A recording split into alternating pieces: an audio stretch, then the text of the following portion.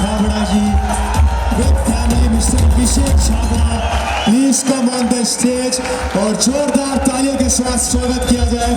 तालियों में कमी नहीं होनी चाहिए दोस्तों. Hello hello young RCM. आज इतने यंग और सक्सेसफुल साथियों के बीच में बैठकर मैं अपने आप को वाकई में बहुत ही एनर्जेटिक महसूस कर रहा हूँ. मेरा नाम अभिषेक छाबड़ा है. भारत की राजस्थान की टेक्सटाइल सिटी भीलवाड़ा का मैं रहने वाला हूँ और 2004 से टेक्सटाइल बिजनेस में हूँ. मेरे बिजनेस का नेटवर्क हिंदुस्तान के 25 स्टेट्स में है और पिछले कुछ सालों से मैं मिडिल ईस्ट कंट्री में रेगुलर थर्ड पार्टी एक्सपोर्ट भी किया करता हूँ.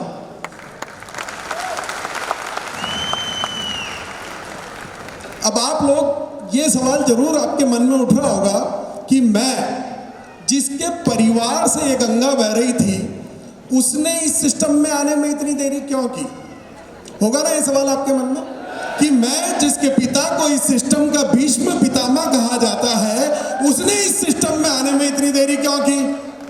क्योंकि मैंने अपनी जिंदगी में कुछ गलत फहमियां पाल रखी थी, है ना. और वही मैं आज आप लोगों को बताने आया हूं कि वो गलतियां, वो गलतफहमियां आप अपने जीवन से निकाल दें ताकि आपको मेरी तरह देरी से सिस्टम में आने का अफसोस ना करना पड़े. दोस्तों कई सालों तक है ना मेरा रिसीव मोड ऑफ था और मुझे पता ही नहीं था, इस बात का एहसास ही नहीं था. 2001 से 2023 तक सैकड़ों प्रोग्रामों में मैं गया, हर एनिवर्सरी फंक्शन में लगभग मैं गया हूँ, कई सेलिब्रेशन, कई स्टेकेशन, सब कुछ अटेंड किया, पर बात भेजे में नहीं घुसी क्योंकि रिसीव मोड ऑफ था मेरा.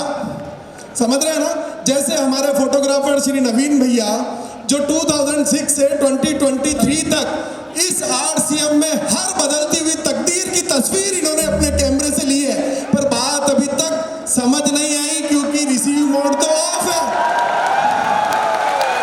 तो आज से अभी से अपना रिसीव मोड ऑन कर लेना, नहीं तो इस मंच से कही गई कोई भी बात आपको कोई फायदा पहुंचा ही नहीं सकती. इतने सालों तक मैं इस भ्रम में जीता रहा कि मुझे सब पता है, पर जब दिमाग के ताले खुले तो वाकई में अफसोस हुआ कि यार किस गलतफहमी में जी रहा था मैं.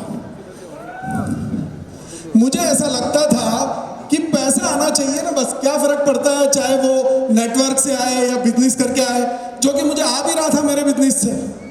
पर जब मैं पीछे मुड़ करके देखता हूं तो इतने सालों में कुछ तो मेरा टर्नओवर बढ़ा था, कुछ मेरी इनकम बढ़ी थी, कुछ मेरी पहचान बढ़ी थी और कुछ मेरी नॉलेज बढ़ी थी, सिर्फ टेक्सटाइल के फील्ड की नॉलेज, है ना.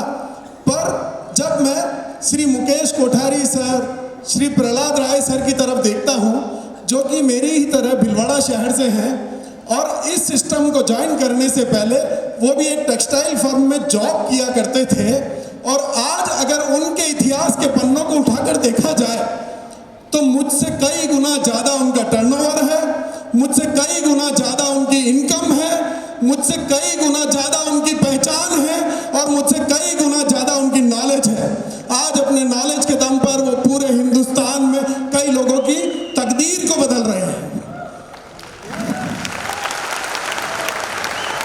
और इन सब के लिए उन्हें मेरी तरह कोई ऑफिस नहीं खोलना पड़ा, कोई फैक्ट्री नहीं लगानी पड़ी, कोई स्टाफ नहीं रखना पड़ा, कोई करोड़ों का इन्वेस्टमेंट नहीं करना पड़ा, कोई अकाउंट्स मेंटेन नहीं करने पड़े, कोई गवर्नमेंट कंप्लायंसेस नहीं करनी पड़ी, कुछ भी नहीं. Total freedom. मैं सुबह 10 बजे से लेकर रात को 8 बजे तक गधे की तरह काम कर रहा था और वो टोटल फ्रीडम में मुझसे कई गुना आगे बढ़ चुके थे. इस बात का अफसोस है मुझे. ये पावर है सही समय पे निर्णय लेने की कि उन्होंने सही समय पे एक निर्णय लिया, इसलिए आज वो इस मुकाम पर है.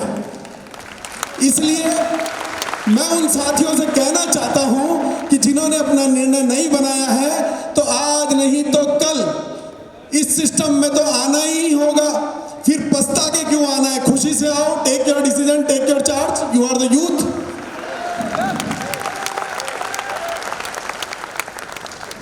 मुझे ऐसा लगता था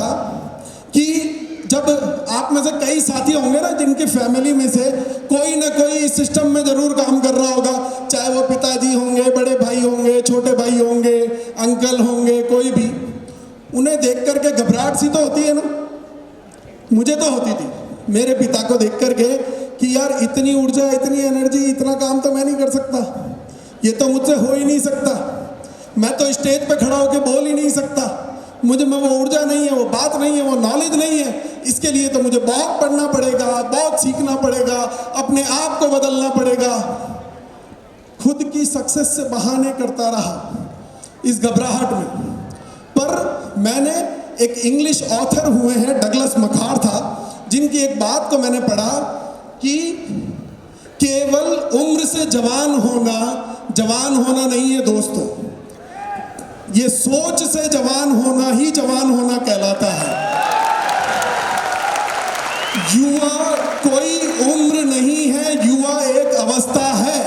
और जब ये बात मुझे समझ में आई तो मुझे समझ आ गया कि मेरे पिताजी ये सब आसानी से इसलिए कर पा रहे थे क्योंकि वो उम्र से भले ही बड़े थे पर सोच से जवान थे, और मैं सिर्फ इसलिए नहीं कर पा रहा था क्योंकि उम्र से जवान था पर सोच से बूढ़ा। आप लोग अपने आप को चेक कर लेना कि क्या केवल उम्र से जवान हो या सोच से भी जवान हो। कल मैं जब ट्रैवल करके यहाँ तक आया, दिल्ली तक बाय रोड ट्रैवल करके आया, तो पहले हम आया करते थे तो 4 लेन से आया करते थे, जिसमें लगभग 4-5 घंटे का समय दिल्ली आने में लगता था। पर अभी जो भला हो मोदी सरकार का, दिल्ली वडोदरा एक्सप्रेस हाईवे जो उन्होंने बनाया, तो मात्र 2 घंटे में मैं जयपुर से दिल्ली पहुंच गया। घबराइए मत दोस्तों, घबराहट मत कीजिए जिंदगी में, क्योंकि हमारे सिस्टम के साथ भी बिल्कुल वैसा ही है। पहले जैसे इंफ्रास्ट्रक्चर पुअर था और इतने हाई स्पीड इंजन